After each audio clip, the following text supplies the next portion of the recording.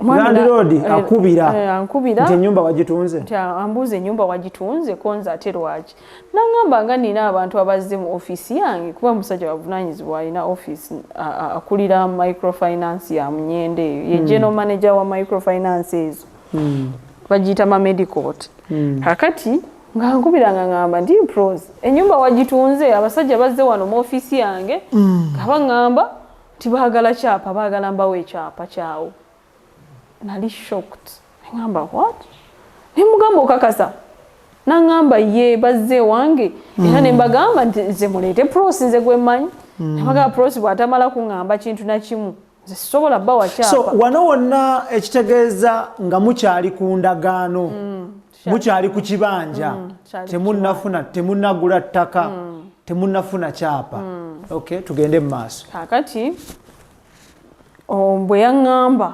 saatuula wasimbulirawo era ne mugamba kisoboka ekyo nangamba yebazze mu office yange nembeera shock nembeera ku mukwano gwe gwenkubira nembimugamba nangamba yatawo Tom ngaayiseewo ng'ayagala bamuwa ekyapa anzanzijeko ayagala kweteekako yekka ku ndagaano kugamba afulumye ekyapa nga kiri manya ge yekka yakola ebintu bingi n'abasindika ne wa chairman wa LC1 era naye nankubira era chairman kye namugamba kintu kimu ne mugaa chairman bonna abajjeewo kati bagambe ekintu kimu tibamala kuleeta nze bwe mba siriiwo tobaako kintu na kimu kyenkola wano wonna bino byonna bigwawo nga tewaddamu kwogera naye awo saddamu wetwava wano ku site lwemuyombesa n'akakazi ako lwe lwasembayo so akakazi ako kati ke kalooya ke kakozesa kati yes ke kalooya kati akali mu musango bamuyitaani ye Anisha lyemanyiiko lyokka funa amannya ge gonna ye Anisha Anisha mujja digugolinga mulifune Anisha yakolera mu Hilal simanya Hilal Company Advocates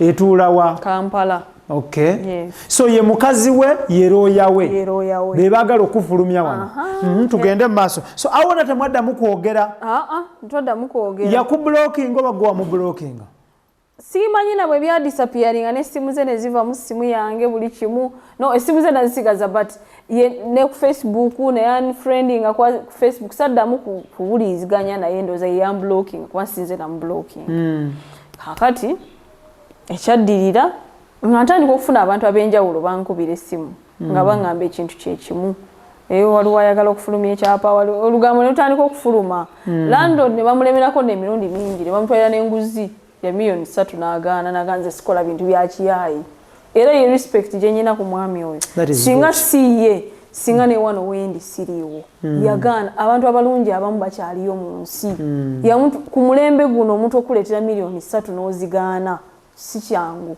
yagaana okukwata miliyoni ez'essatu naye ng'akozesa ba lawyers kakati ekyaddirira kutandika kumpandiikako biwandiiko biweereza walandlord oyo omulaga nti nze tamanyi era neeyingiza mu kintu biki atandisa okundaga atandisa okuggyayo obuziina bwange abutadde mu bbaluwa ze yawandiika ezimu nazifunako ne copies ozirina wano era mu kooti jazijjayo nzirina ngenda zijjayo nazazirabeko ebbaluwa ze yampandiikako agiye obuziina bwange alaze nga bwendi omunaku buli muntu alina background gyenvuddewe yes. Nze nali munaku naye kati si kyendi kati saawa eno kubanga mmanyi okukola banjigiriza okukola tebanjigiriza kubba so akati kyavaamu n'atandika okubeera nga adiringa n'ab'omulandizi direct kakati eby'omulandizi nabyo bwe nabitegeera neŋŋenda nensaba landlord ekyapa kye ngende nteekeko caveat ne tumanya nti agenda kufulumya ekyapa omanyi babikola bulijjo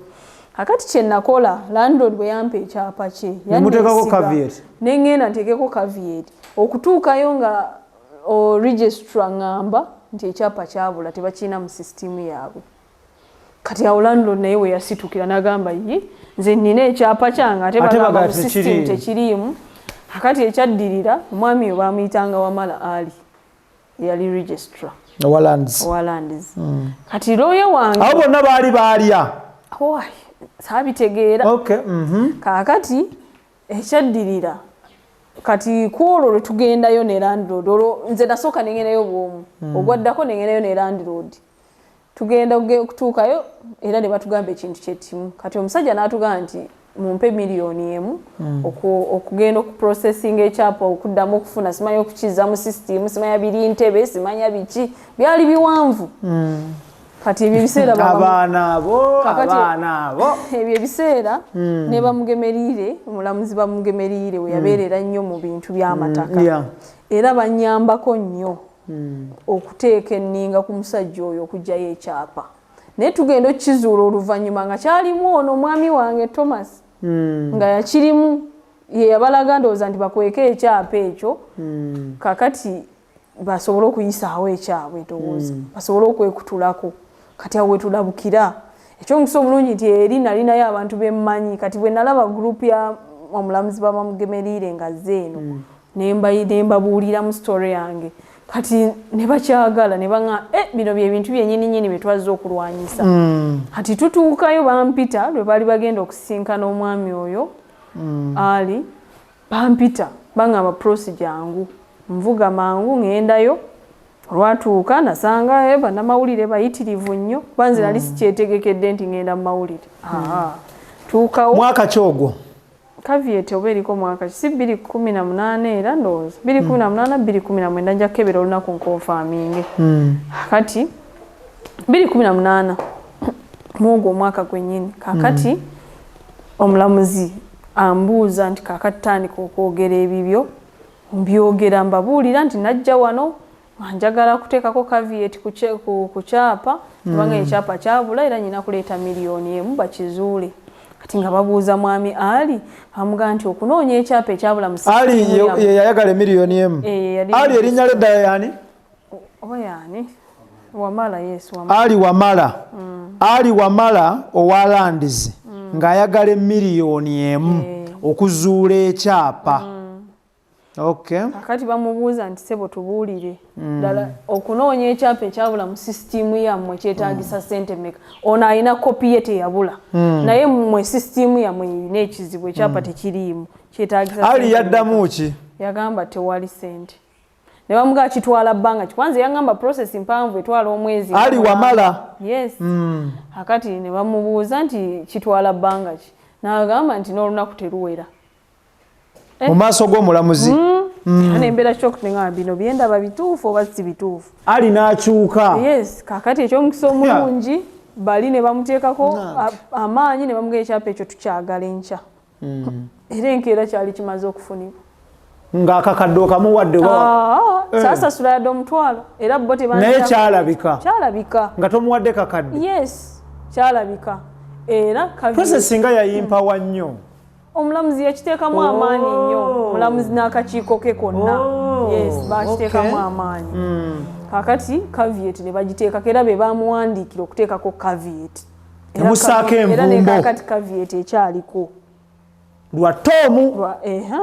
kubanga ye yali apalapalanya afuna ekyapa kati ye lando nanzikiriza ku kyapa kye tuteekeko caveat naye kyamuyamba okuzuula nti ekyapa kye kibadde tekiriiyo mu sisitimu yaabwe kakati awo ne tusirika paka ebbanga lino lyonna teri abadde ayogera na munne teri ki wabula nze nasigala mu maaso nga nkola buli kimu ku site kale kati nnyo tuli ku extra digest mugoba ensonga ze tuliko za butakkaanya abatandikanga ab'omukwano kakati kabwanango baali ba mukwano ng'omukwano gubasaza mu kabu nga bassa kimu nga nkuyege era nga ono bwassa oli assa ono gwassa oli gwamira mu mbeera eyo olwaleero luno embeera yatabuka omukyalo ono Nakayiza PROSSY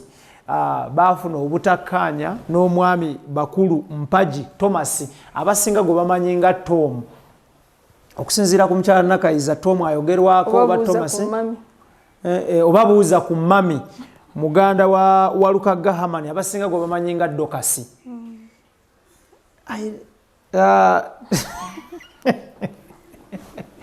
okay tutebwamu ssente aba Sun Cargo Shipping Company ku Arua Park ekizimbe 14 Plaza SF0 ne SF12 omuwaliro ogwokubiri ku Arua Park abasaabaze maali from China to Mombasa bakugamba nti bettanire beekwate buli kimu kitambule bulungi okuwawala embeera y'okusika omuguwa n'okuferebwa n'okunyagibwa Sun Cargo ejja kusabaliza maali okuva China paka Mombasa ate nga Yost Coffee Academy yatunuulidde ebbula ly'emirimu ate netunulira nti waliwo waazi oba gap mu ba hotel ne restaurants abeetaaga ba baristas oba abakugu mu kuteekateeka oba okufumba kacyayi wansi w'enjuba mu nsi yonna neega nti kati bo kabateekewo essomero basomesa abantu bano bagiyise Roast Coffee Academy esangibwa ku Alwada Mola Airport Road Abu Dhabi UAE ate nga ne Kampala baawulidde omulanga gw'okusaba kw'abangi ne baggulawo ettabi ku Ntebe Road awo Stera Najana Nkumbi ojja obbanga obasanga. Mukyala Prossy njagala tutunuulire embeera eno kuva 2018 musiku omuguwa mu Kimpowooze wavuddeyo oddukidde mu mawulire ekiwundu kyasambye eddagala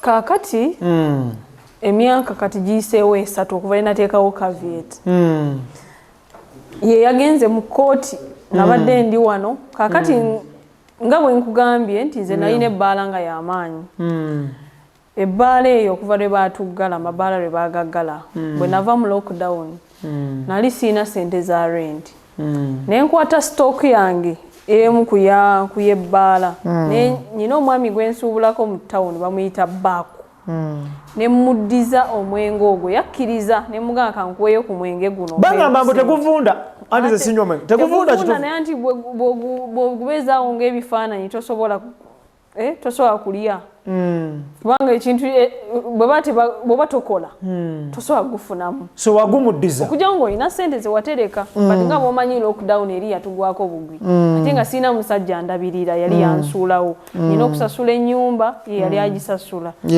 kati nansuula mu muzigo kati nga sikyalina nze sirina bizinensi ndala gye ntunuulidde okuggyako bbaala yange ne botiiki kakati ebyo ebiseera jjukira n'entambula baali baziggala nga tolina na bwewebbirira wakiri genda kutundayo kacupa kamu kakati nembeera mu mbeera eyo bwe neegayirira omuvubuka oyo nanzikiriza okumuddizaayo omwenge ogumu era nengumuddiza nampa sente ze yampa ze sente ze nakozesa okusasula rent emyezi 6 $1,600,000 ze nasasula era receipts nzirina kakati nenshiftinga nenyingira mu kiyumba kino kyolaba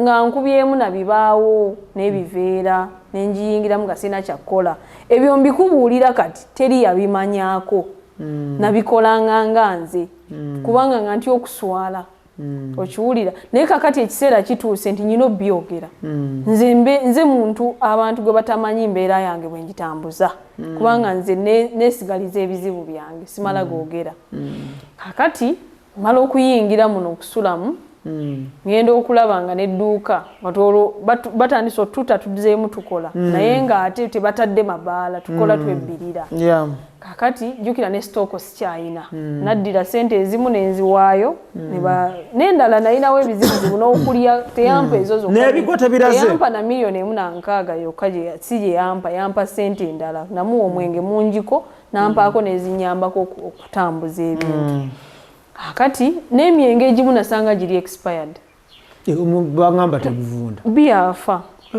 ow'obukebe yafa soda owa plastic yafa bijuisi bifa nayinamu burolon bwafa bwa expiringa buspro obwo bwa expiringa bintu bingi nayinamu amata ga expiringa bijuisi bya splash bu red bull bintu bingi byafa era nasuula bisuule kubanga ebbanga twamala ddene kakati ekyo kiggwa ntandika okubeerawo nga neeyiya olwo ndisipuleyinzeemu obugoye mpola mpola ngeri gyengeri nalina bizinesi 2 eya botiiki n'eyebbaala kakati nzirira botiiki gye nadisipuleyingamu naye ngenda okulaba tebikola jjukira kafyu bw'aba tavuddeewo tuba tetusobola kukola tuba tetulina mulamwa kakati ngenda okulaba embeera nga gyenkoleramu egaanye ne bakasitoma tebakyajja kwe kusalawo nkyuse ebbaala ngireete wano ewange kubanga olwedde nali nsulawo ate nga bwe nkugambye nti nze nasigala sayiti ngikola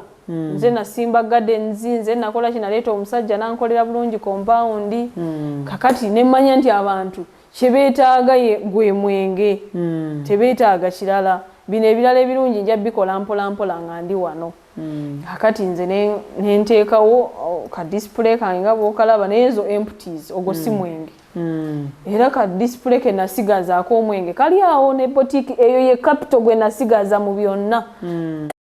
So lino lyali ddiiro okusinziira ku pulaani y'ennyumba lino ddiiro n'oteekamu kawunti eyo ne lifuuka ebbaala ng'omukazi omuyiiya era omutetenkanya bw'abeera. Kakati naye ng'ezo empties era omwo temuli mwenge nga bw'obiraba awo temuli mwenge. Anti ze sibyawula ng'oŋŋamba kati sibyawula. Kakati gwe bitunulemu naawe obirabemu empties. Kakati ne nsigalawo ne njiya ekirungi bakasitoma mbalina ate banjagala era bo bangoberera. Naye era nga bw'omanyi era bbaala tebannaziggula enkola teriiwo kati kwe kuyiiya nteekewo ka restauranti abantu balye emmere enfumba enkoko eya boil n'embuzi eya boil tubasaavinga wano ne kacaayi ayagadde ayinza okusabayo akacupa ka bbiya oba kasoda nayiwamu kulya sente si kulya mwana nga ndaba siina kira kisobola kumbeezaawo nze nakkiriza embeera nti ekyusi nenva mu muzigo ne ngamba siina kyakkola okusinga okuswalira wano banfulumiza ebintu ebweru kubanga era nga bwe nkugambye nti obusente bwe nalinawo era ne wano gye nakozesa okusasula renti y'edduuka. So Tom bw'awulira amawulire nti oyingidde wano teyasooka kujugumira kubanga bye nkugamba nti yansaavinze babimpa mwezi guwedde gwa mwenda. Awaaba musango ki mu kkooti? Awaaba trespass okusaalimba n'asaba kkooti enfulumye yagamba tammanyi nze nali mukozi we nga nsasula omusaala tabeerangako nange yadde mu kikolwa kya mukwano n'akamu. Omusaala yali akusasula ssente mmeka okusinziira ku buwaabi bwe? Teyataddemu musaala kubanga era nga mumanyi ebintu by'obulimba bwe bibeera kubanga njagala ndage bw'abadde mukozi ng'omukolera mulimu ki? Okusinziira ku kuzimba. Ebbaluwa ezo bazikusavinga wano zinako kopi tuzirabe? Zirinako era nja zikulaga. Tuzifune, tusooke tuzifune. Kati of course waliwo emboozi bwe tuba tunyumya osobola okunyumiza abantu twasinkana wano tetujja kusaba lisiti ya hoteri tetusobola kusaba lisiti yaki oba swimming pool naye bwe bituuka ku bintu bya yampaabidde namuwaabidde kavyeti ndagaano kyapa kugula kutunda wabaawo ekisapootinga bibeera biwandiiko. Njala tutandike tutunulire ebbaluwa ekuwaabira mu butongole yo eriwa yeegamba etya? Ebbaluwa empaabira yiino era eraga somo The Republic of Uganda in the High Court of Uganda at Masaka Civil Suit number 843 2021 Thomas Bakulu Mpaji suing through his attorney Walukaga Haman plaintiff versus Nakayiza PROSSY defendant yeno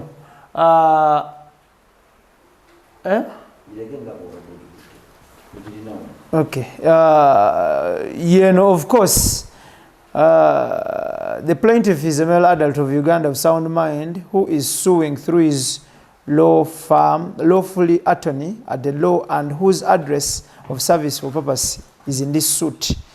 Hiral and Company Advocates, Level 2, Apartment 501, Capital Shoppers Plaza, Kampala. The defendant is a female adult presumed to be of sound mind, and the plaintiff advocate undertakes to effect court service upon her. Nebanyonyola, of course, banyonyola nti omukyalo ono ya trespassing on kibanja situated at Samaria, Kako, Mukungwe sub-county in Masaka district and the developments thereof. Wano wetuli of course webanyonyola. An order for a permanent injunction against the defendant to restrain her and her agents or anyone deriving interest from her from entering upon and utilizing the suit land. An order for general damages, interest on the above till payment in full, costs of the suit. Ne banyonyola ebintu wano ebyenjawulo tujja kugenda ku ssente. The defendant ekibanja kyagulwawo kati wano banyonyola nti ekibanja kyagulwa emiliyoni 9,600,000 nga bw'atunnyonnyodde. The same was paid in 2 installments, the first being $7,10,000. Kituufu? Ebyo si bituufu. Okay. Ne bongerako wano ne bagamba nti ate oluvannyuma ne basasula $3,2,7,000 ennaku z'omwezi zaali nga 7 March 2017 saawa 10. Ate oluvannyuma ne basasula $1,884,804 ng'ennaku z'omwezi 8 omwezi gwa March 2017. Ne bakkirira waliwo we basasula. Okay, ebintu tujja kubyetaaga. So embeera yeeno kuliko of course ekiwandiiko kinene nnyo nja kubatwalako waliwo baga nti bataddeko waliwo bamuvunaana ono okukozesa obufere fraud of course njagala ku risiiti wano kuliko ebifaananyi by'ennyumba ng'ekyali under construction. Ebifaananyi by'ennyumba bibino ng'ekyali under construction. Okay.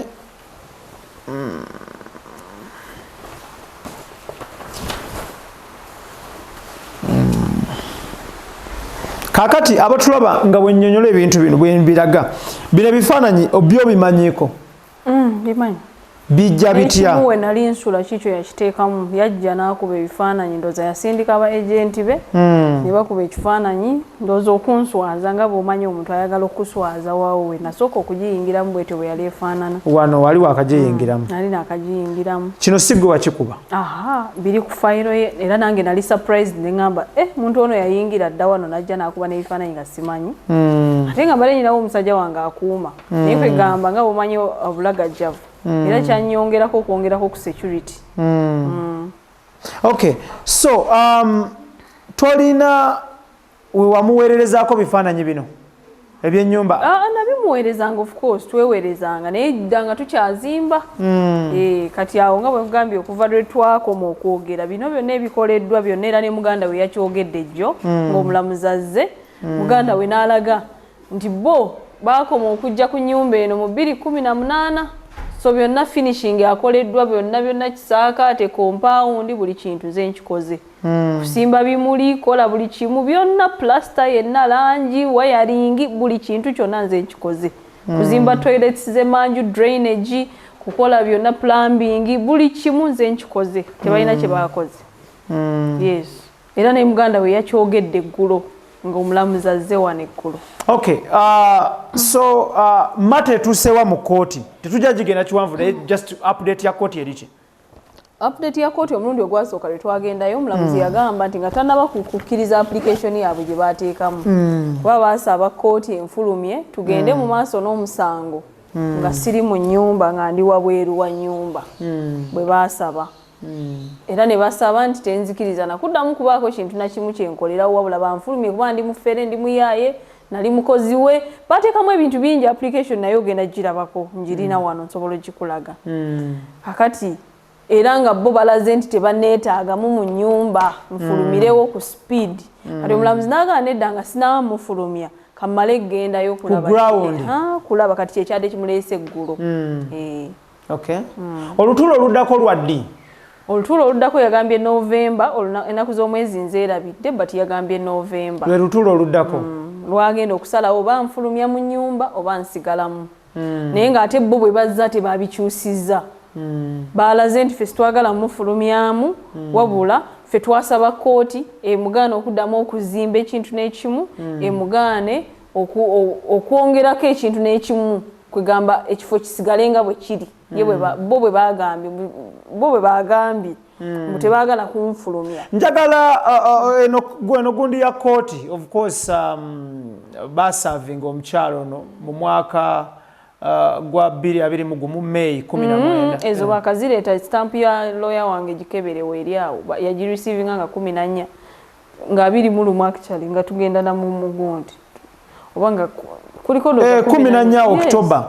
Yes, bakabireta era nga mumanyi omuntu akola ebintu by'ekiyayenzi tibaguuka namala kuteeka mu defense ne balioka bampa omusango ogwo zibali tebagumpa. Okay, tuweeko kubisupportinga ettaka lino wetuli ebiri supportinga oba ndagaano kyonna kiri supportinga ekisooka endagaano zizino zetwagulirako ziri mmanya gafa 2 eyo plot yasooka gye mbadde njogerako eya miliyoni 9,600 eyo plot yasooka. Okay, this is nga 16 March 2017 between Ntale Godfrey of Misali Erosi Mukungwe. Okay. Nakayiza Prossy of Old Kumbu Chimanya Kyabakuza Division in Masaka District and Bakulu Mpaji Thomas both referred to as purchasers. Okay. Milioni 9,600 Godfrey Ntale Nakayiza Prossy signinga witnessed by Luwambia Philip in the presence of Yawere Olensi Munamateeka. Okay, eno yendagaano egula wano. Oyina yendala? Eno eyokubiri lwakuba nagikubye ku ssimu. Eyo eyokubiri gye twagulirako plot ye nkugambye eya fuuti 5 gye twagula. Okay. Gye twayongerako. Kako Road 50 feet 130 vendor. Okay.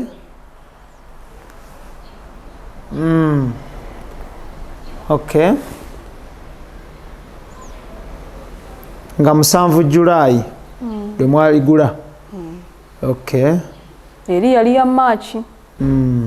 Toka yagamba endagaano tazirabangako naye mugula muti ettaka erisooka mu March. Noddamu n'oweereza ssente ne mugula eryokubiri mu July era ng'endagaano tozirabangako.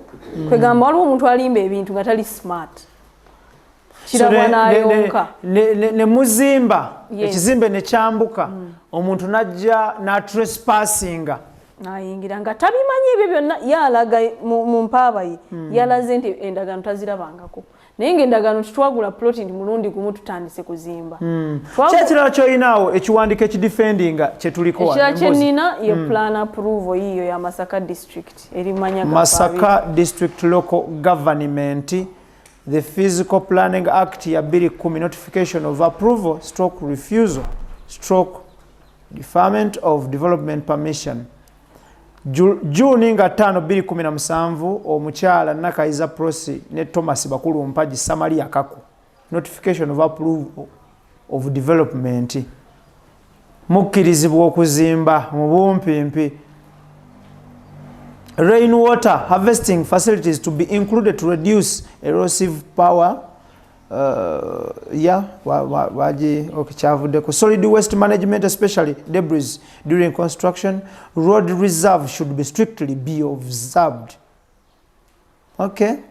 Mugabe Frederick for Chief Administrative Officer. Copy to Secretary District Physical Planning Committee. Sebaluwe bakiriza okuzimba wano mu ababiri.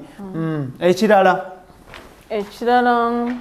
kyennina zibaluwa z'amazzi kubanga amazzi ge twasooka okuyingiza nga tetulana kutandika kuzimba nga twakatandika National Water and Sewerage Corporation customer reference number issued to Nakayiza Prossy ne bateekawo ennamba Omukungwe Nnyendo Kasana ne bateekawo ennamba y'essimu yaawo.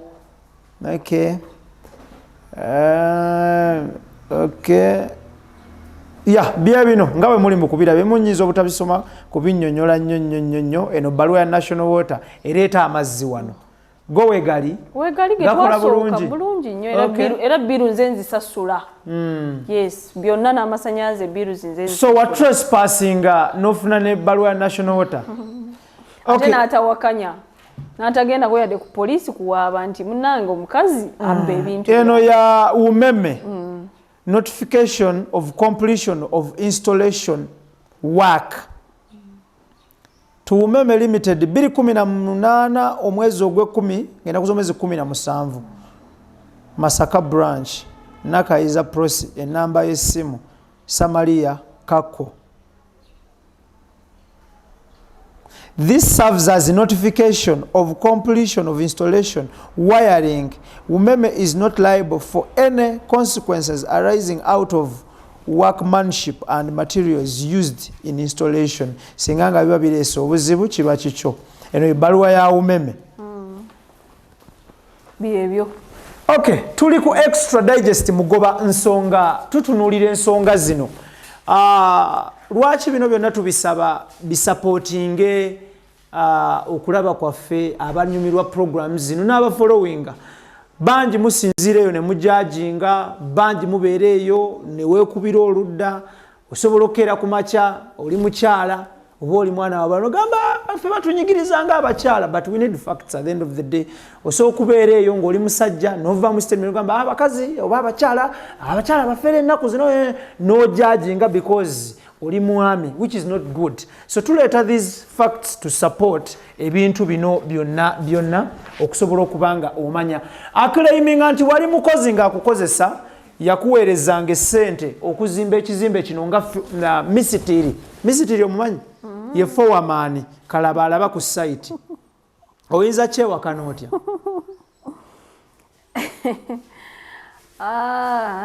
nze kukyewakana era sente zino yazikuweereza mutuluba ki wali engineer wali helper wali mukwano gwe waabwe wali ki nze nali mukyala we ekyo kyo kimanyikiddwa n'obujulizi weebuli ebifaananyi weebiri abajulizi mbalina bayitirivu nze nali mukyala we so saali mukusibangako mukozi we kubanga nze mbadde nyina emirimu gyange gyenkola ndi mukyala ali bize ate ndi mukyala abadde alina ebbaala yange nga ngyekoleramu bwomu naye nga eri bize nnyo ng'etuuza abantu ab'obuvunaanyizibwa nze nkugambye mbadde nyina botiiki n'ebbaala so kaakati siraba mulimu ki omuntu gwe yali mpadde kweyongerako lwakuba nti abasajja beefuula bwefuuzi ye ekituufu akimanyi era kyekyanzijeyo mu mawulire aleke kunyigiriza kuba obujulizi bw'obuleeta mu kkooti bukoma mu mmwe bukoma wali mu chambers kubanga era omusango gwaffe guli mu chambers kati bano abantu abalala bawujja obunyama bamuwa amagezi be yalimbye bo bapika kintu nga tebamanyi kituufu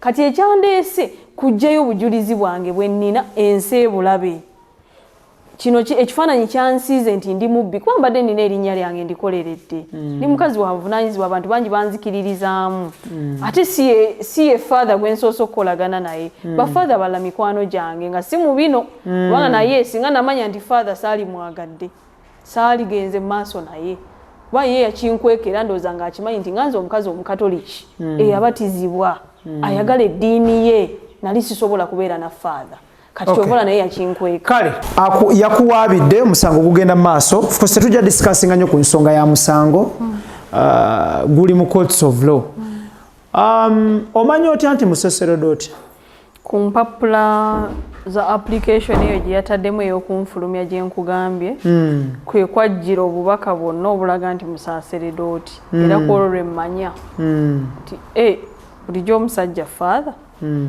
era kyanshokinga lwakuba nti nga bwe sikyalina namba ye munaye simanyi namba gy'aliko nali njagala namukubira male mubuuza abinnyonnyole lwaki yannimba kwegamba mpulira obuswavu n'obusungu na buli kimu mpulira ebintu bingi obuswavu buvaawa era buva ku kosi ndi mukazi mukatoliki ate mmanyikiddwa eddiini yange njagala era sisobola givaamu so kati kiba omuntu okukweka ekintu ng'ekyo ekyamaanyi osanga singa yambulira amazima so obuswavu bw'owulira ate obunyiivu buvaawa obunyiivu buva ku kunneegaana kubanga entuuyo zange zonna ziri ku kintu kino tukikoze abantu babiri nze saateekamu buyaaye yadde tukikoze buli kimu kiri mu bulambulukufu teri kye nakola wano nga takimanyi buli kimu kye mbadde nkola ng'abeera updated omwami omuntu wakera kumakya n'aclaiminga nti oli mu kwagala kuttattana linnya lya mwami bakulu mpagi oyinza kivaamu otya of course obujulizi nze bwe nyina okujjayo teri kirala nze nyina kujjayo obujulizi bwange bulaga nti twali tubeera ffenna mu mukwano. Ate era n'ekirala n'ennyumba tebagizimba mu lunaku lumu. Omuntu w'atuukira okuzimba naawe ennyumba etali muzigo nti kazigo kamu oba tooyi muba mulina we mutuuse. Kubanga famire ye eri wano mu Uganda. Baganda be nalabyeko n'omu simaye yinjiniya Kibalama ali mu kunvumirira ateekayo ebintu alaga nti nze ndi muyaaye nakitamanyi gye tuvudde na Tom. Naye ye yinjiniya mulamba yali ludda wanga azimba. Famire ye weri wano mu Masaka ina baganda be bayitirivu wano mu Masaka n'abamu bazimbi. Lwaki si be bamuzimbira? Mu bisupportinga evidence mubaamu amaloboozi n'ebifaananyi n'obutambi. Oyinayo obutambi obusupportinga nti obadde mu mukwano oba amaloboozi agasupportinga nti obadde mu mukwano ne mwami bakulu mpagi? Ebyo mbirina bulungi era ngenda bijjayo ng'omusango gutandise. Mbyetegeso bijjayo. Era ngenda bijjayo byonna. Bw'otwali tutandika wayogedde ku bifaananyi nti yeegezangako mu buwale bwe obw'omunda n'abwambala. Ebifaananyi ebyo kyabirina? Mbirina bulungi ate naye akimanyi nti mbirina. Era n'essimu ku ebiri ye yagingulira ye yagindeeta. Simu kika ki? Samsung S6 yagikugulira? Yes. Si bifaananyi ebyo ng'ayambadde obuwale bw'abakyala faaza obirina? Mbirina bulungi. My God. Si byangu. Anyway, abatulaba baagala kumanya, of course before we go waliwo ebintu bye twagala okumanya. Waliwo enteekateeka ya mwami bakulu mpagi okutwalako e Bulaaya?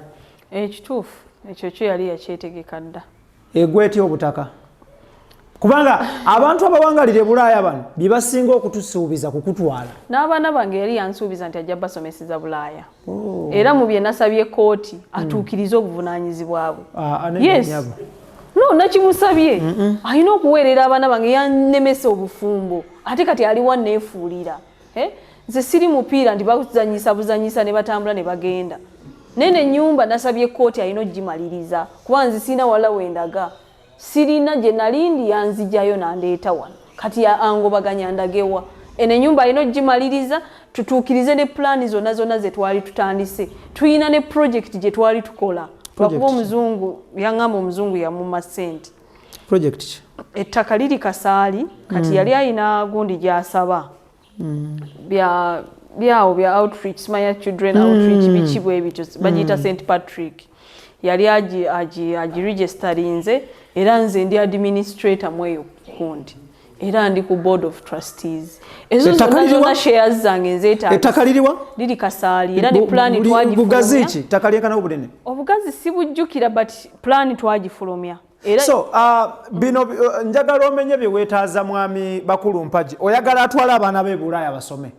Ne bwaba baweereredde wano naye kasita akiggusa kuba ye yakibasuubiza abaana bennyini nyini oba obagize obakyankalanyiza obwongo. Abaana yabateeka. Oyagala asomesa abaana?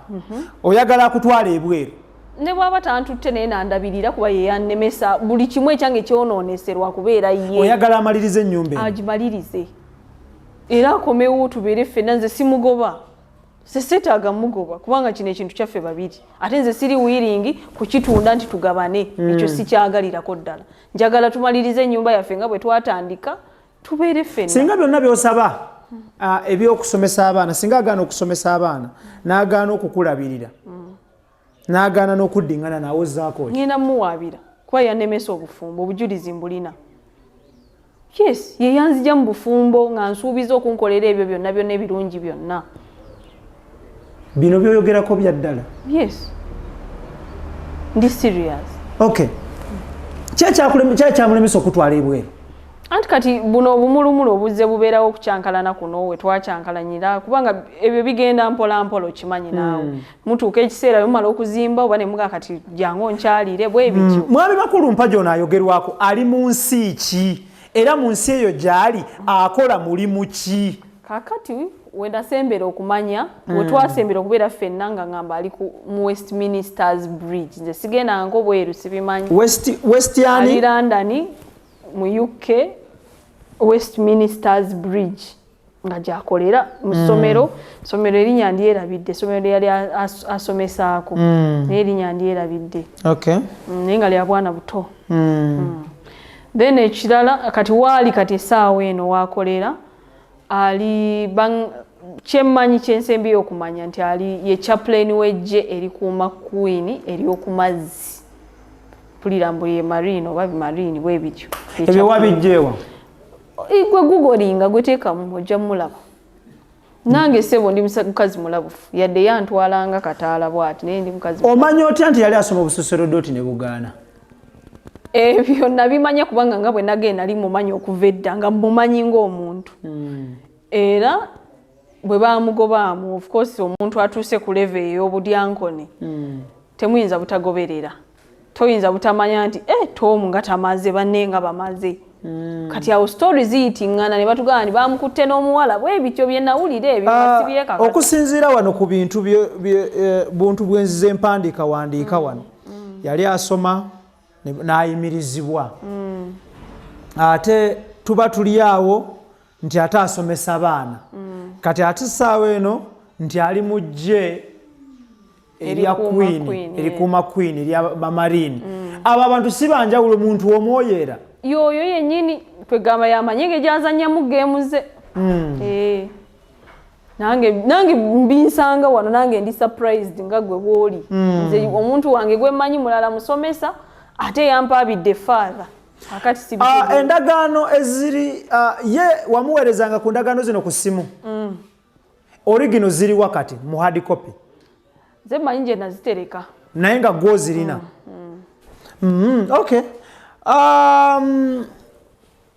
singa nga omwami ono bakulu mpagi agaana okutuukiriza obukwakkulizo buli wammanga bw'otusabye banya bw'omusabye oba bw'otaddewo oba bw'oliteekawo oba bw'ojja okusaba kkooti embeera neegenda bweti ne bweti oli wiringi okuddayo ewa omwami wo taata w'abaana bo eyo ekyo kyaggwa kuba oli yawasa twereega biwanvu nnyo ne tugenda mu kkooti ne tukola ki tayagala nakumanya era kyemmanyi n'ebino mu busanyufu muzibu okakasa tayinza butasanyuka kyemmanyi musanyufu omu ku basanyufu abanjagaliza omusajja antwaleko ekizimbe enambeemu kubanga ye twereega naye nga ampaga kati muno kati yali mukunswaza era kyova olaba kyannumye nnyo neŋŋamba omusajja ono yali badde waakiri abaako keyeesigaliza n'atanswaza kuba already naswala dda nenva mu bufumbo abantu ne banjogerako bintu bingi nnyo ne twereega mu kkooti n'omusajja byonna yabirabanga ne ssente ezimu yaziteekangamu kuba nalina okufuna looya mwami bakulu mpagi yes yazimba bino byonna ng'obitadde ku mabbali olaba wa future yo future yange era njiraba mu mwami wange ani Thomas bakulu mpagi gwe mutakyayogera naye eyakutute mu mbuga z'amateeka abantu bulijjo bakyawagana ne babeerawo ne beekyanga ne bamala ne bakkaanya kubanga ye nga ye sinayogerako naye nze byonna mbiwulira mu bantu muganda we yampaabidde osanga yeenoonyeza bibye okiwulira ne powers of attorney zagamba zeyamuwadde nze ogwo omwezi ndi sure nti tabeera mu Uganda ye agamba yazimu oba mu June ate nze omwami wange abeeramu mu June mu May omwami wange abeera mu May wano mu Uganda ate ye yalaze nti yazimuwa mu June so kati awo ebyo byonna mbitanga naye sinnamuwuliza sinnamanya kikyagamba ye tanaana kuŋŋambako kigambo nakimu nti fuluma oba ennyumba oba nyombesa oba tukole ki sinnamuwuliza ebikola obufumbo kubaako okukyala okwefumbiza okwanjula embaga mwakola ki ku ebyo kyetulinga kyetwakola kwali kumulaga anti wange ate nakyo kwali kumumbuuzaako bubuuza nga tulina gye tulaga twagendako ewa anti wange namubuuzaako teyakyala wammwe mu butongole temwakola kwanjula but abeewaffe waliyo abamumanyi ebintu bino byosaba abikola mu ttuluba ki nga mwami wange tomuyinaamu baana nkubuulidde bye twakola byonna siminaamu baana naye embuto ezaavaamu nze sinze Katonda okiwulira ate sinze nsalawo tosobola kusalawo nti olubuto lujja enkya lwoba olwagala tolufuna te lwotalwagala lwolufuna singa bukeera ku makya kkooti neekusaba obujulizi obukakasa nti mwali mwetabyeko mu kikolwa kyabakuliridde mu myaka basusse 18 olina obwino asobola okusapootinga ekibuuzo ekyo bwino muyina mu butereevu nnyo ate nsuubira nange bwe bankeberayo eri munda DNA ekyaliyo ebyo tebibeerayo tebasobola kebera DNA ne bakebera munda emalayo bbanga ki simanyi bbanga era ngenda kwebuuza ku bakugundabe naye kyemmanyi wasomako omukyala Prossy si nnyo wakoma mukyala kumeka Eyo togendayo bizibu ebyo biwanvu tobinonooza. Olina emyaka emeka? 34. Tuli ku extra digest mugoba nsonga weddira ki? Ngeye. Weddira ngeye. Tulina omukyala Nakayiza Prossy gwe tuli naye akadde kano. Of course tutunulira ensonga ze zino. Emmotoka gye yakugulira ekika kya Mark X. Kaadi oba logobook erimanya gani? Gange. Lwaki tewamuteekako? Anti emmotoka of course omusajja agigulira gwe. Ate teyaŋŋamba konti bagiteeka emmanya gaffe abiri. Naye kino kyo n'ekino eky'endagaano zino ye yaŋŋamba nteeka mmanya gaffe abiri. Oyina ekisupporting ekintu ekyo ng'agamba titeeka endagaano mmanya gaffe babiri? Kyenina statement supporting ekikolwa ekyo? Sijirina eyo statement kubanga bya twabikolanga mu mukwano. Ekyo kyo sijja kulimba sijirina. But endagaano esooka ekulaze nti twagula mu March.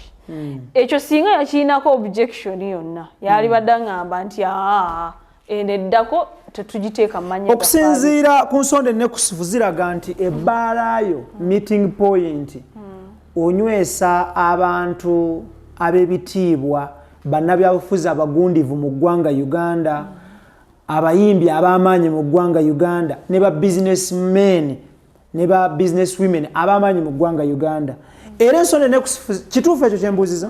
Kituufu. Obanywesa? Kituufu. Okay. Ensonda ennekusifu ne zongera ne ziraga nti bano be bali mu kusupportinga emabega otwala ekizimbe ky'abakulumpagi b'onywesa mu bbaalazo. Obusungu bwensinga okuba nabo nti bo tebanyambye nange. Wanji? Obusungu bwensinga okubeera ku bantu nti bano bonywesa ab'amaanyi ebikonge byonywesa kubanga basigana batuukirira ne mbabuulira ekizibu kino nga saagala kisajjuke. Nze omusajja kasita yampaabira ne bampa empapula z'ekkooti ne ntuukirira abantu kuba bwe nalabako father ne mmanya nti abantu bano bannabyabufuzi abamu bakatoliki nnyo tebajja kukkiriza father genda mu kkooti ne ntuukirira abakulu ab'eddiini n'emikwano gyange ba father abalala abatonotono ne mbabuulira nga ndowooza bagenda mukwata mangu bwe bati bamugende nti no omukazi ne bwaba alina kye yakunyiiza mudde ebbali nga mumanyi balina obusobozi obwo obuyimiriza n'omusango gwonna tebalina kye baakola. Batugamba omutamiivu tawa bujulizi mu kkooti. Oba kirabika baba bwe guggwako gwe banywedde ekiro beerabira ekiti mwe bakulabira. Nedda ebyo nabibagamba misana. Nga gubaweddeko? Yes. Ate ndabalumba mu office zaabwe. Omuntu mu office aba muntu wanjawulo. Bw'ogenda mu office y'omuntu kiba kivuddemu eno embeera gy'omulabira eno ebbali. Ate nze sinywesa abantu batamiivu. Nze nywesa abantu abovunaanyizibwa abatanywa mwenge guli. Enjawulo ebeerawo ku munywi ow'obuvunaanyizibwa n'omutamiivu ebeerawo? Omutamiivu of course afuka mu ngoye yeerabira bye yakoze ayita n'ewaka we anywa omwenge n'avaako n'avuma n'akola kino naye abange kyovola nti emyenge gy'entunda gya bbeeyi situunda myenge gya tumiddeko Keith Kanabi wonna woli situunda myenge gya layisi. He's a corporate man, organized. Okay, it's just a by the way. Eyo nga tuvudde last nga tuwunzika embeera eno oyizeemu ki wadde tennaggwa egenda mu maaso? Kiki oyizeemu kyoyinza okusharinga ne bakyala banno n'abaami n'abaana ab'obuwala bali mu kkula? Kye nsinza okuyigamu mu kyonna obuteesiga muntu n'omu ku nsi. Yes, toyina kwesiga muntu n'omu. Ekyo kyenyinza okuwa omuntu amagezi. Then abaana abawala kyembawa amagezi kubeera steady nti abasajja bano si bangu. Kyonna tewejjangako biwandiiko. Omusajja ne bw'aba akulimbye nti kana akantu nkakugulidde kako ebiwandiiko bisigaze. Nze kinkuumye ne kakati okubeera nga jjo bazze ne bakyusa ebigambo byabwe ne bagala tebaagala kungoba mu nnyumba. Biwandiiko bye bibakuba teri kirala. Ebiwandiiko bw'osigaza ebiwandiiko buli kimu kikutambulira bulungi. Then obubaka bwempa abasajja. Omuntu wano bwe mukyayagala nakwata bulungi.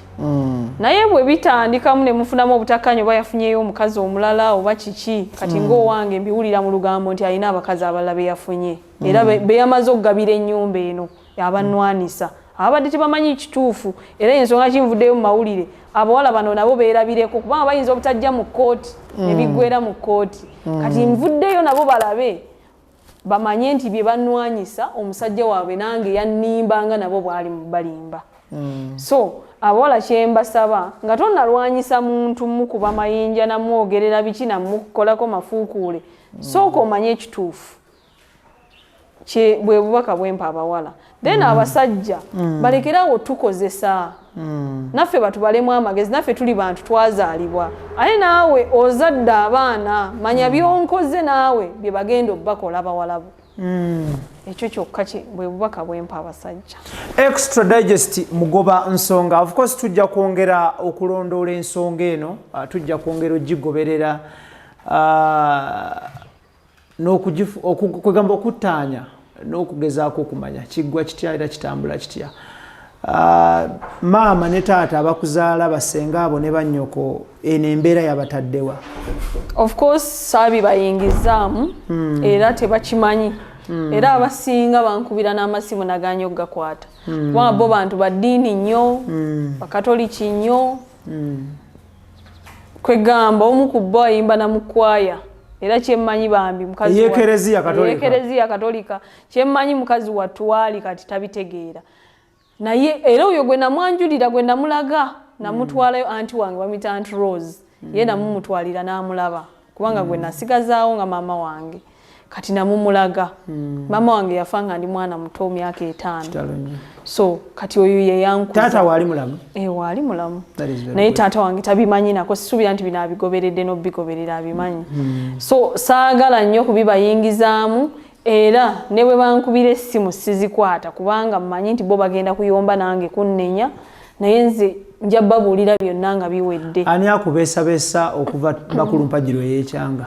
Ng'omuntu omulamu yenna omusaayi nga gutambula. Sirina nze ninze mwami wange teri mulala era nze mbeddewo. Akayimba ka Jati Madina okamanyi? Sikamanyi kambulire. Bibuuza? Bibuuza ebyange tebinnabuuza kubanga nze ndi mukazi mugumiikiriza ate era mmanyi nti amaaso gantunuulidde. Abanoonya ebyabwe abaagala okuyisaamu ekyabwe bakiki kamera zikuliko kati konna kookola bakafulumya bufulumya kati sisobola oli ne bwajja nga alina zifaanana. Mu biseera nga omukwano gubasaza mu kabone mwami bakulu mpagi yasinganga kunyumirwa kakunywa ki? Yanywa wayini okusinga tanywa bbiya. Yamugendanga kyenkana kyera bungi ki? Bw'aba akyamuse anywamu eccupa emu eya wayini naye nga tatera simunywa mwenge. Yali asinga kuwoomerwa byakulya ki? Ebyokulya byo kusinga kapooka. Kitegerekeka. Buzito ki? Neda kisinziira waliwo kisinziira kye basaavinze naye nga byasinga okwagala engeri gy'atalya nnyo mmere eŋŋanda eri kati yettanira nnyo emmere eŋŋanda bw'aba azze wano gyasinga okwagala okulya neeyo agamba empooma ki gy'osinga okujjukira mu biseera biri nga laavu eri ku piiki? Moment ki gy'ojjukira noga nti I really miss this moment with one Bakulu Mpagi Thomas? Moments zensinga okujjukira okusinga bwe budde bwe twamalanga ffenna nga tugenze out kubanga ye nga bwe nkugambye muntu ayagala nnyo okubeera out ayagala nnyo famire ye n'agitwalako ebweru. Mwasinganga kucakalira mu bifo ki? Mu Masaka muno ne Kampala? Mu Masaka okusinga obudde bwe twamalanga nnyo Masaka. Kampala temuliwe mwagenda? Twali tetunnatandika. Wano bwe yajjanga okusinga nga tugenda nnyo Nabugabo ku beach. Ewa Muzeeyi Kasozi? Ewa Muzeeyi Kasozi ku Sand Beach. Ne ku Terrace View waliyo beach y'abafaatha. Then ewalala mpozi twagendangako mu night clubs ekiro nga Tavern Kick ne Ambiance. Ze clubs. Olunaku lw'abaagala luno olumanyiddwa nga Valentine oba Valentine yakukwatanga atya? Nga 14 Februari buli mwaka. Alwasangibwa nga taliiwo. Naye yakolanga ki? Yamperezanga yakasente nangamba funa kyonywa na kibi bwe bityo. Ebiseera bisinga omukwano gwewala guno mubeeramu okweweereza obubaka obw'amaloboozi, okwekwata obutambi, okukuba ebifaananyi n'okubeera ku mutimbagano okwo ogw'abazungu nga musinda omukwano. Mwabikolanga? Ebyo twabikoleranga ddala nti era obudde bwe yamalanga nga tajja bye twasinganga okukola. Mwasindanga omukwano ku internet? Bulungi nnyo videos weeziri. Nedda nnyabo. Ate kakati oyagala nkugambe obutambi weebuli? Weebuli nnyo ate naye akimanyi nti mbulina kubanga ye ebiseera bye ebisinga twakolanga video sex Okitegedde sebo teri kirala. No ne man of God. Of course. Mwe mumanyi nti man of God nze mbitegedde kati. Singa bukeera ku makya time neetuuka n'ogasimbagana mu maaso ga Katonda yatonda eggulu n'ensi. Oyinza munnyonnyola otya okukwata man of God n'omutunuza mu mbeera eyo ey'okuwe wansiganya obutambi? Ekisooka man of God mbitegedde kati. Nze ebyo nabikolanga na musajja wange omusomesa Thomas Bakulu Mpaji, omusomesa w'abaana, omusomesa w'abaana abato. So si father, nze sibikolangako na father, era ndowooza maybe waafunidde obwa father nga siri naye oba yakabufuna simanyi. Ebyo byonna njagala bimubuuza. Mwana nasabye kooti tinze njagala kuwoza na mwami wange, saagala kuwoza omwagala wali mu kaguli ye gwe njagala kuba bino byaffe. Kati nyinza okubuuza muganda we ebibuuzo byatamanyi, muganda we yakajjazze kati nga bampaabira eno ennyumba tagimanyiiko. Era namubuuza lwe namusanze ku kooti ne mugamba kati otandikirawo okuwoza ebintu by'otamanyi. Ne mugamba obuuza ni dokasi? Yes. Ne mubuuza nti obadde mu Uganda lwaki bino temwabizimba babiri, lwaki teyayita gwe n'ozimba? So kati njagala omwami wange anyinyonyole diro yafuna obwa father era yabufuna atya era bitya. Kugamba ntereko story nga bwe ino okubeera kyenjagala teri kirala. Nakulira mu bitundu by'emityana eyo mu Kiyinda, abasinga mutegeerayo waliyo ekigo. I respect so much eddiini y'Obukatoliki. I respect so much Abaprotestant, Orthodoxy, abalokole, abasiraamu, every religion mbawe ekitiibwa, but nsigala nga ne musajja musiraamu 100%. Wabula tuwulira era tukimanyi era kimanyikiddwa nti mulina moment eyo ey'okugenda mu kasenge n'oweenenya n'oyogera ebibi byo n'osaba father n'omugamba nti nkoze bino. Wabikoze ebyo oba wali obikozeeko? Era olwasooka okimanya kye nasookerako okukola nengenda nenejjusa. Mu penitence yo? Yes, tengenda nenejjusa. N'okibbawo? Ebisadde ne ntandika kunoonya bakulu banyamba kintu kino. Wow, that is very good. Yes, nagenda nenejjusa. Okay, kale tugenda kubanga mukyala Nakayiza Prossy tumuleka tweyongereyo. Omuganda agamba tosala gwa kawala nga towulidde gwa kalenzi. Obubaka bwo busembayo ku mbeera eno eriwo tukute. Obubaka bwange obusembayo nze nsaba abasobola omutuukirira bamutuukirire. Bw'obaawo embeera yonna esobola okwogeraganya twogeraganye nga ffe abakitandika.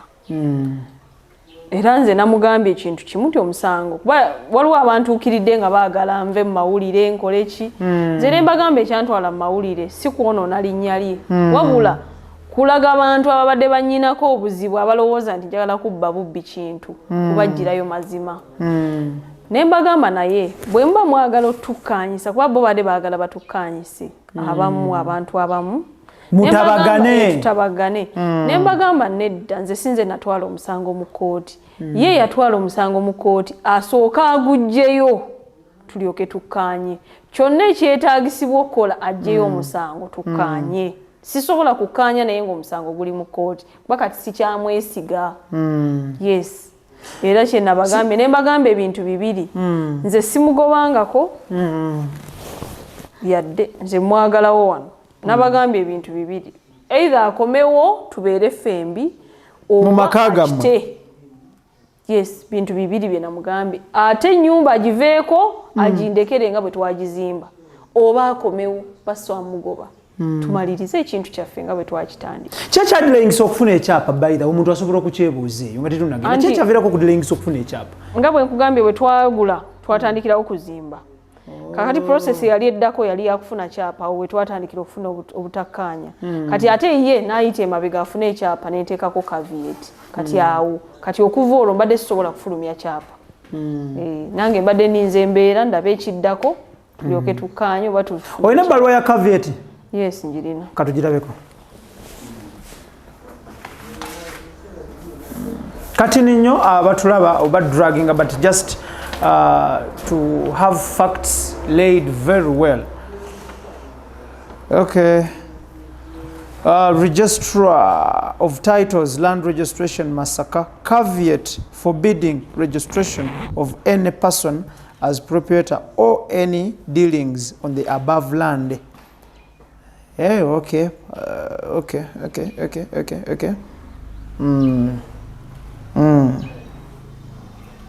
Okay. Waitamu baloya bo bawameri. Okay, that is very good. Very good. Okay. Embeera yeno eno ye baluwa yateeka envumbo ku ttaka. Okay. Kale tweyanziza nnyo. Tetugenda kubanga tusukkawo, twagala kwebaza obudde bwo, twagala okwebaza n'okuvaayo okwogera ku kintu kino. Wabula nga mbategeeza nti tosala gwa kawala nga towulidde gwa kalenzi. Scenarios zino oba ebintu bino bizze bibeerawo mu ggwanga Uganda ne mu nsi endala of course gye tutali bibeerawo by'abantu. So naye tunoonya abantu bano ne tumanya ekituufu kiriki n'ebigwa mu kkowe eryo. Ki ekisinga okwogerwako nga si kituufu nga kibi? Ekyobubbi nti ndi mubbi, ndi trespasser, nsimanya bingi bobirabye mu musango mwebiri. Tobbangako? Sibbangako. Toferangako? Nedda. Tonyagangako? Tokumpanyangako? Nedda. Byonna byenkola. Kikolwa ki waliwo enyigiddemu ekibi ng'okyejjusa?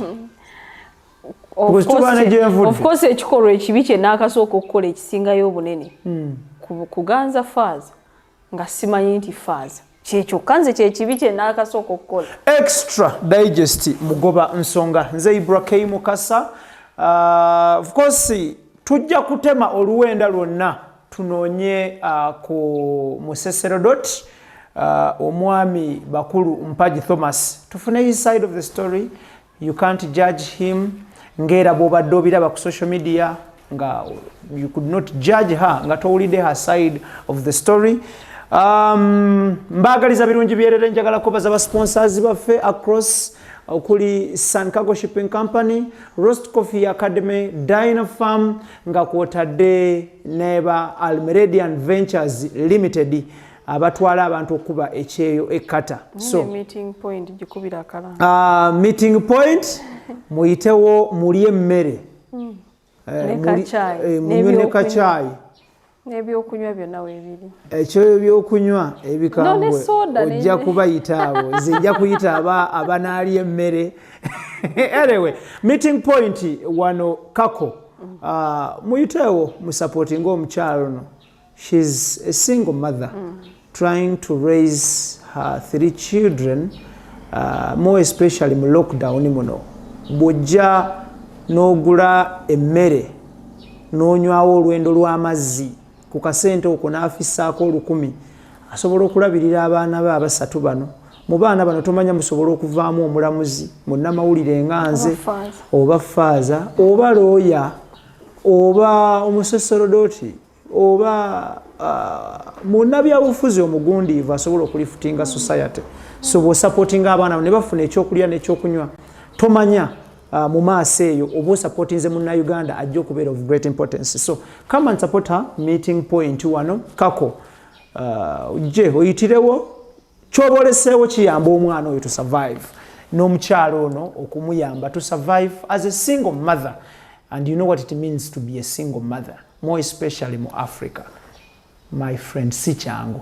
So Ibrahim Mukasa gemanya gange, njala kubaza Idris, Daniel, Keith and Tony. Tujja kunoonya ku mwami bakulu Mpagi, ate nga nkugamba lastly nga tuwunzika nti byowulidde mu program eno si byabaddukanya omukutu guno oba bagukolako wabula bigambo bya mukyala Nakayiza Prossy nga bwe mubiwulidde.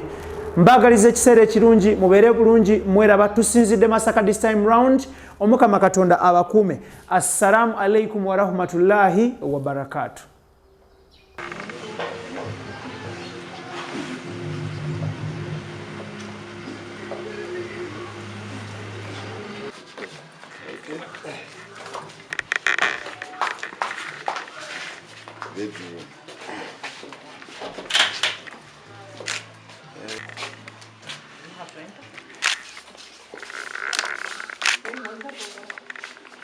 Are they in?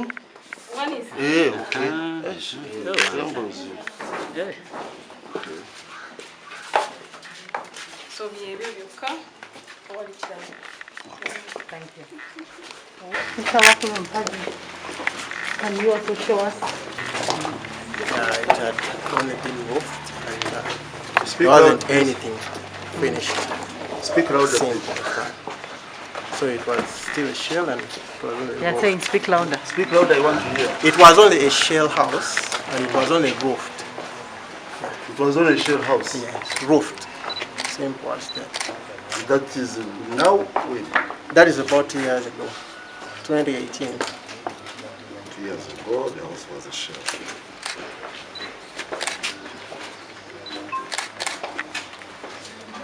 Who is in occupation? I mean, she is. She is. Okay. So what did you put up here? The whole structure was put in place. Yes. Is there anything you want to ask them? Mr. Haman, initially did you stop construction? That was 2018. 2018. So when did you realize? Just around the beginning of 2018. Beginning of 2018, you never added on anything. So when did you realize that Mr. PROSSY had taken up possession of the property? I'm not so sure when. But we've been getting reports and rumors. I think it could be just a few months back. A few months back. Okay, so you're confirming this one I looked at that the finishing which are on the lower part of the building were done by her. upon taking possession. Yeah, all the finishes, yeah. All the finishing. Yes, that's right.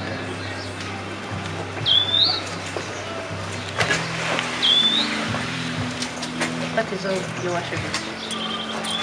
You have to cross-examine him. Yes. Yeah, that's what I wanted to know. The indulgence. I was saying for indulgence, if we can let now all we wait to we get a date and we do it in court. Do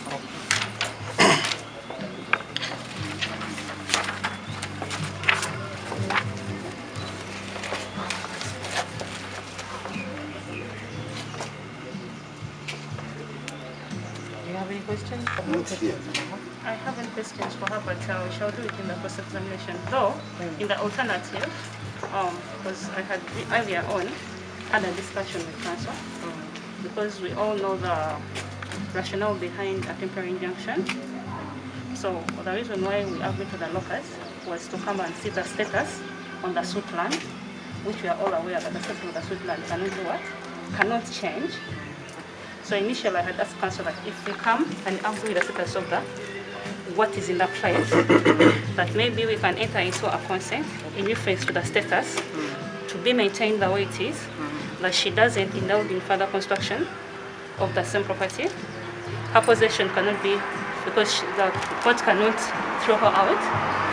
The status quo remains the way it is, until when the main suit is what? Is determined. Yeah, so I don't know what he says about that. The challenge I'm presenting in such applications, but what is in the pleadings, not actually what is here. No, we are not in the merit of that, but that is okay. If it's not done, then we can go ahead with Let us application. file submissions. We need to cross-examine. It's okay, because I also had also... That is nothing else. The quotation is on the what? On the property. And the application specific was for maintaining the status quo the way it is, until the determination of the what? Of the main suit, that whoever is in possession remains in what? In possession, but so that the status quo is maintained as it is, as of now.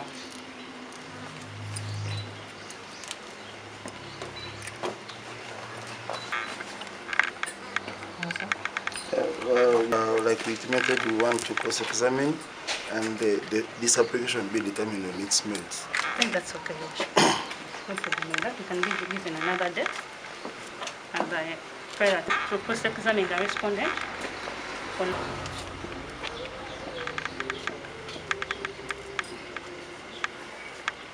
Can you agree on the date? Guidance.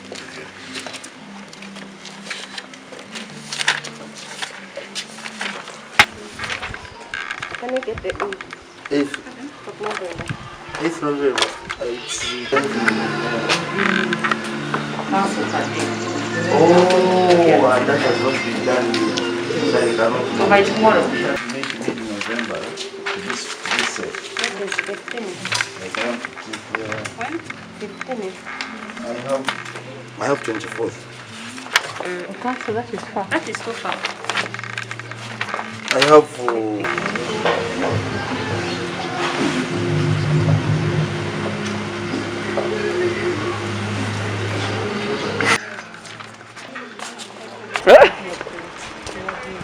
Yampereza ssente ngule buguzi okiraba yeki yagamba n'alaga nti nze tamumanyi era n'asaba ekkooti enfulumyemu kakati bwe twagendayo jjo nga 21 omulamuzi kyekimuleesa alabe nti nsulamu wembeera wenkolera kuba nze naliteekayo empoza yange neŋŋamba nali ku dduuka lyange nga nkola bulungi naye kakati omuggalo gw'amabaala bwe gwajja ssente siwakyali edduuka ne ligwa sente ze nali ninamu ze zanyambako okukolako bw'olumu bwensobola okusulamu neeri gye nali nsula gye nali mpangisa nenvaayo kyekyandeeta okusula wano nga n'essente z'ennyumba sikyazisobola